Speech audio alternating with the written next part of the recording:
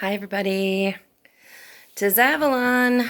I know it's been a while since I made a video, but I want to just tell you, first I got to do something. First, I have to take a teaspoon of Kratom. Now this is Red Bliss from the Tea Forge, which if you've been following me for a while, you know that that's one of my favorite vendors and has been for quite a long time. My two vendors that I use right now and have been using for a long time is the Tea Forge and Mitra Leaf. And they're such awesome quality that I just, I stay with them. I try different vendors every now and then, and I don't stick with them. So I've been sticking with these guys for at least, I think Mitra Leaf has been at least a year, and the Tea Forge has been probably 3 years, maybe. His Red Bliss, and I like a darker red. Okay, this, I don't know if you can see it on camera, but this is a darker red. And a lot of vendors are selling kratom that they're reds, but they're very green in color, and I don't trust it. For me,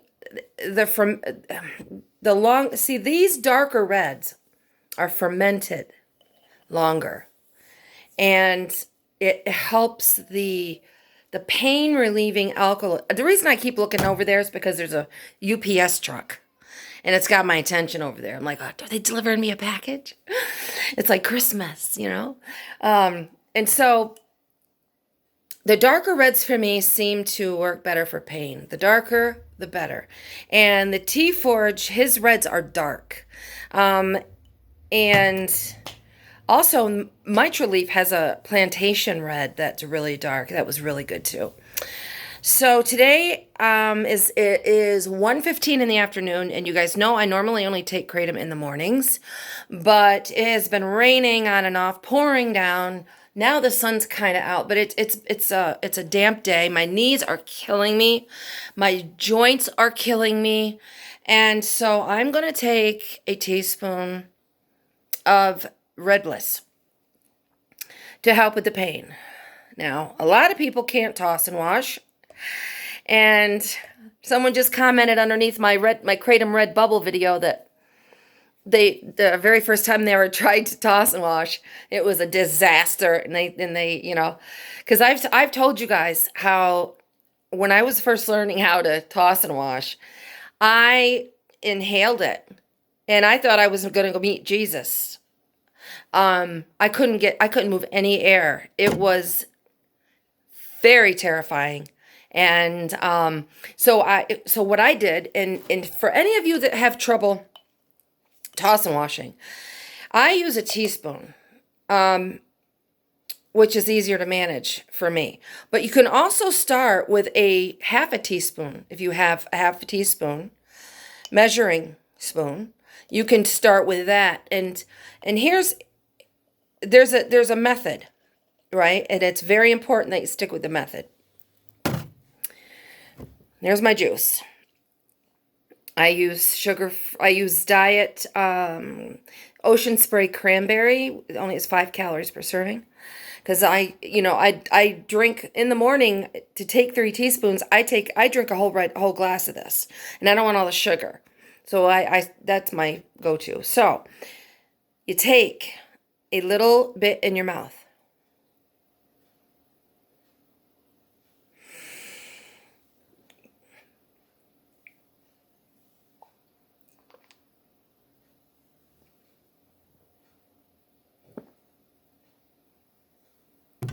Take a little bit in your mouth. Take a big, deep breath through your nose. Hold your breath. Dump the kratom. Hold your breath. Don't swallow, don't breathe. And chase it down with the juice. I'll show you again. Okay? I'm not going to take a full teaspoon because I don't want all that kratom. But it's about a half a teaspoon in here. So you're going to take a little bit of juice, Take a deep breath in. Hold it. Dump. Hold it. Don't swallow. Don't breathe. And drink. Whoops.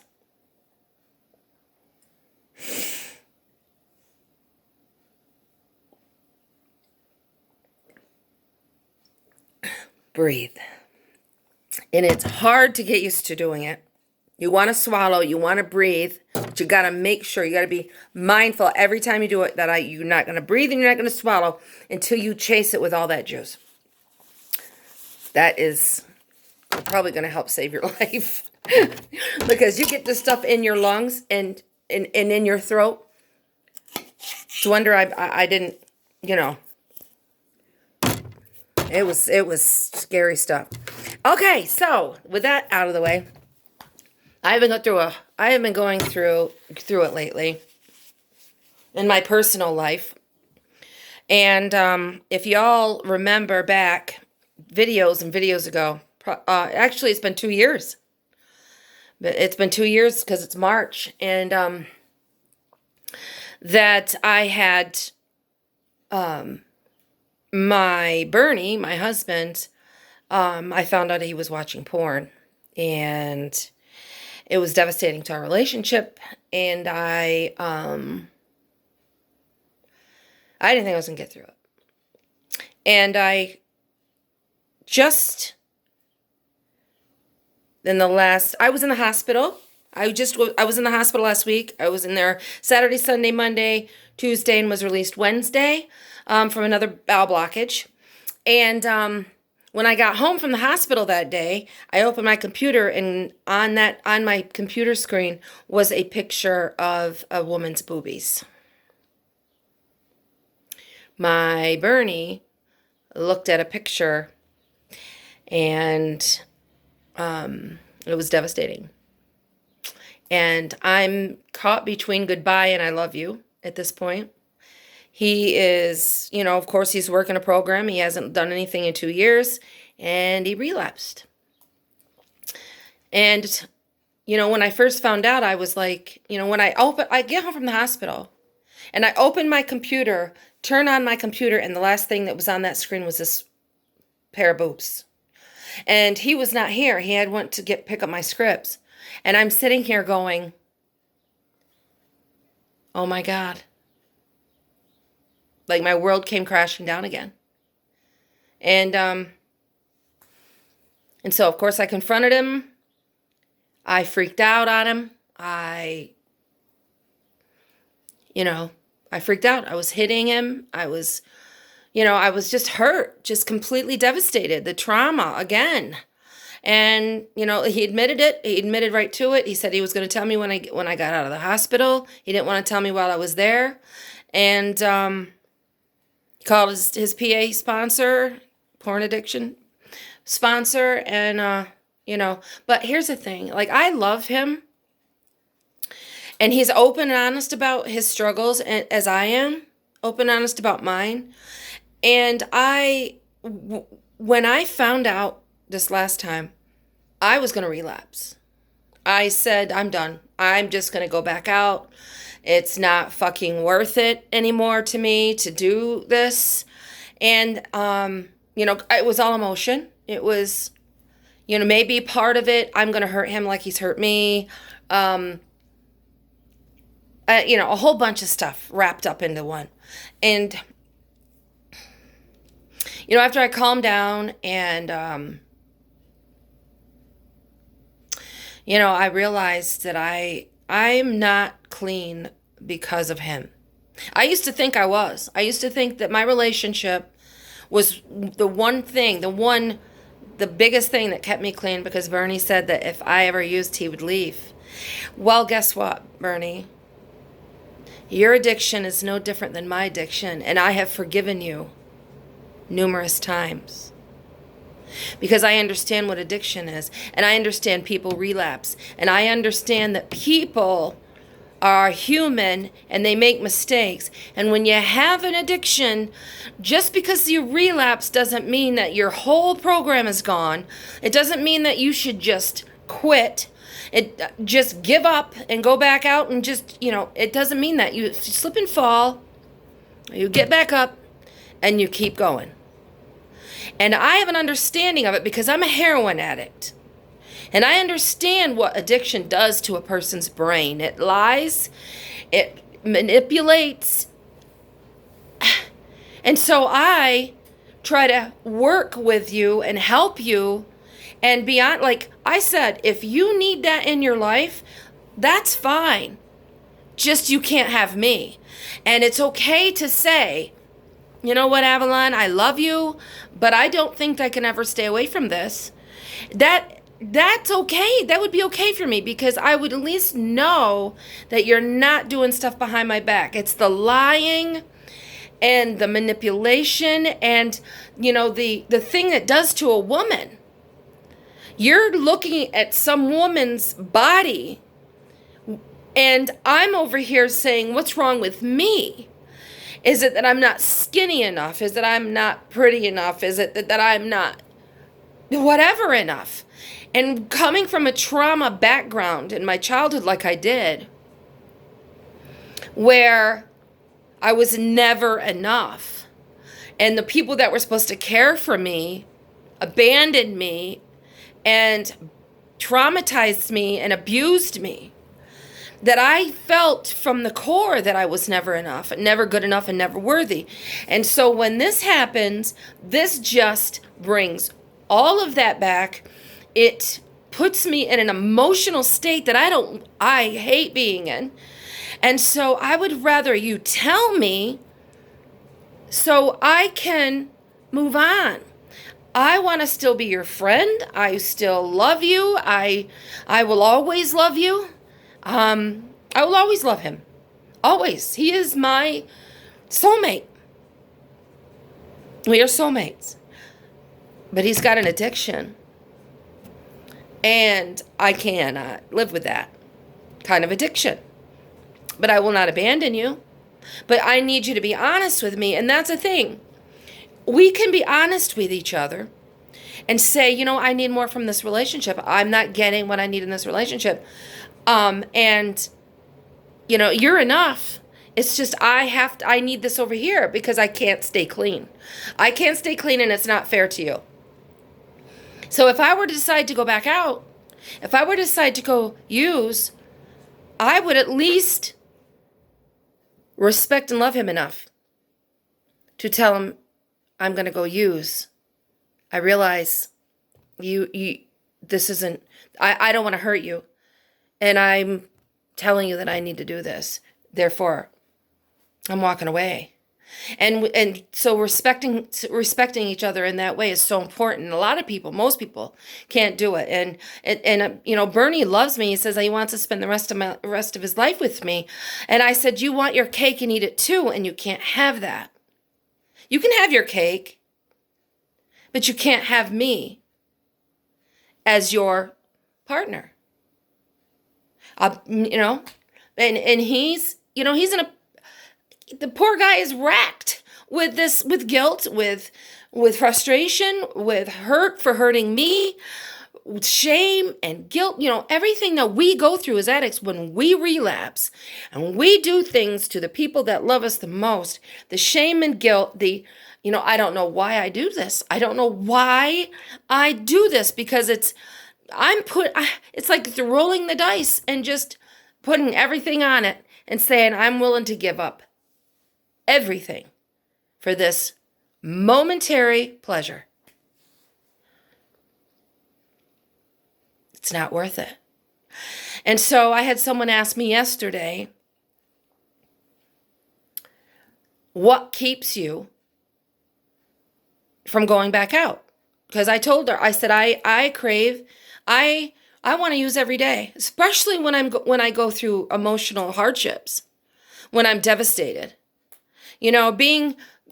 Being accused of something that I didn't do and having to plead guilty because if I didn't, I would the chance I could go to prison for years for something I didn't do. That was one of the hardest things I've gone through since I've been clean. And acceptance, because you're not always not all wonderful things are going to happen when you get clean and sober. Some bad things are still going to happen, and you got to learn to stay sober through them. And so she asked me, what keeps you? If you want to do it every day, why do you not go back out? Well, let me tell you something. I play it forward. When I think, okay, Avalon, you want to use. Okay, immediately, I've trained my brain to immediately, okay, well, let me see. You could, but you realize that you will be, giving up your grandchildren, your home, your relationship, your credit. I cut my credit up. It's excellent. And I look at it every day. I'm so proud of my credit report, my credit score, and how I pay my bills and how good I am with money. I didn't have a freaking dollar to my name when I was out there. Every bit of money went to in my arm or in a crack pipe. And I'm proud of myself. I have self-respect. So if I want to use, I'm giving all that up. And a lot of people might say, well, I won't get caught. I'll just do it. And I'll do it one time and I won't get caught. You're lying to yourself, because you may not get caught this time, but you will eventually get caught. There is no such thing as using once. I've said it 1,000 times. You guys know me. There's no such thing as using once and that's it. That doesn't happen. It just doesn't. And you will get caught because you're just gonna. And I don't want to give all that up. It's too high of a price to pay just for a momentary feeling. And that's all it is. It's a feeling. Chasing a feeling. Chasing it into the gutter. I'm going to chase this feeling until there is nothing left of me, nothing left of my life, nothing left of my relationships, nothing left at all. Zero. I'm going to sell my ass for drugs. I'm going to sell my possessions for a feeling. I'm going to sell my ass for a feeling. I'm going to give up important people that I love and love me for a feeling. Feelings pass, guys. Feelings pass. Ride it out. It's not comfortable. It feels, you feel like you're going to drown and you're going to die if you don't use. And you won't die. It will pass. It always does. And the more you get used to riding out the feeling, okay, I'm going to ride this wave. It sucks. It doesn't feel good. It feels like shit. I feel like I'm going to die. Ride it out. Because it will pass. And I know it sounds simple. It's not simple. I understand that. But the more you do it, the easier it will get. So, anyway, I'm honest about the porn thing because it's so important. It's so prevalent these days. And people are taught to believe that, oh, it's just porn. It's harmless. No, it's not. It destroys relationships and people's lives every day. And women out there, do not think it's normal. Do not believe it's normal. Do not think that you got to put up with it because he's a guy and it's just something guys do. No. No. You should not be in a relationship with somebody that is doing something that causes you to feel like a piece of shit. That causes you to feel that you're not pretty, that you're not worthy. And if they can't give it up for the relationship, then walk. If they're not willing to go into recovery for it, if they're not willing to get a sponsor and do meetings, Bernie does Zoom meetings for PAA twice a week, and he sponsors people, and he has a sponsor, and he still relapsed on a picture.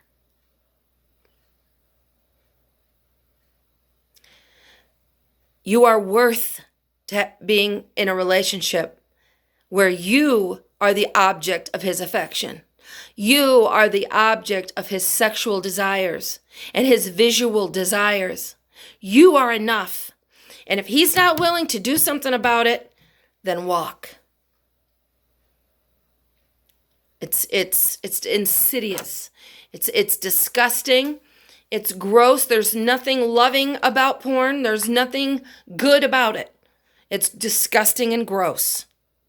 And sorry, it has taken something that I cherished, my relationship, the trust that I needed so desperately, and it has destroyed it. I can't even be with Bernie in a romantic way because of the destruction that this has caused. It's not worth it. It really isn't. I'm working on it. I watch videos about trauma and how to get over the abandonment trauma or what is it? Not abandonment trauma. What is it called? Betrayal trauma. And how to get over it and work through it with your partner. And I don't know. I maybe won't be with him. I don't know what this is going to do, how it's going to turn out. But I'm worth the kind of relationship that I want. All right, I got to go. I hope you all are having a good day. Brightest blessings and God bless.